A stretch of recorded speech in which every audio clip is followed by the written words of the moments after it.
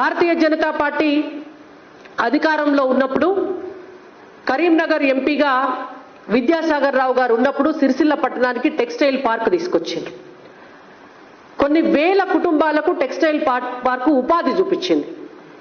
ఉమ్మడి ఆంధ్రప్రదేశ్లో కాంగ్రెస్ పార్టీ నిర్లక్ష్యంతో 50% ఆ టెక్స్టైల్ పార్కు దినదిన గండంగా అట్లా ఉన్ననా బతికినా సచ్చినా అన్నట్టుంటే బీఆర్ఎస్ పార్టీ అధికారంలోకి వచ్చినాక తెలంగాణ రాష్ట్రంలో మొత్తమే మూతపడ్డది. కథం. టెక్స్టైల్ పార్కులో ఉన్నటువంటి యూనిట్లు మొత్తము వాళ్ళ సామాన్లను మెషినరీని స్క్రాప్ కింద అమ్ముకున్నారు. ఎవల పాపం ఇది?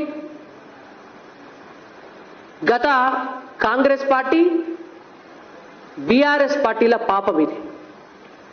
ఇవాళ కొత్తగా అధికారంలోకి వచ్చినటువంటి కాంగ్రెస్ పార్టీ మళ్ళా ఆ టెక్స్టైల్ పార్కుని రీఓపెన్ చేయడానికి చర్యలు తీసుకోవాలని చెప్పి కూడా మేము డిమాండ్ చేస్తున్నాం.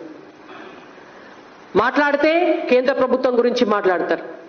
సిరిసిల్లలో టెక్స్టైల్ పార్క్ ఇచ్చింది కేంద్ర ప్రభుత్వం. 2014 బీజేపీ ప్రభుత్వం, ఆనాటి బీజేపీ ప్రభుత్వం. 2014లో మళ్ళీ బీజేపీ అధికారంలోకి వచ్చిన తర్వాత ఒక మెగా టెక్స్టైల్ పార్క్ని తెలంగాణ రాష్ట్రానికి అనౌన్స్ చేసి జాగా చూపియమంటే కేటీఆర్ అనేటాయన ఎన్నడూ కూడా సిరిసిల్ల లాంటి పట్టణానికి టెక్స్టైల్ పార్క్ కావాలని భూమి చూపియలే, ఎన్నడొక లేఖ రాయలే. వరంగల్ లాంటి పట్టణంలో టెక్స్టైల్ పార్కు పెట్టడానికి కూడా అడగంగా జాగ చూపించారు. అది నేత కార్మికుల పట్ల వీళ్ళకున్నటువంటి నిబద్ధత.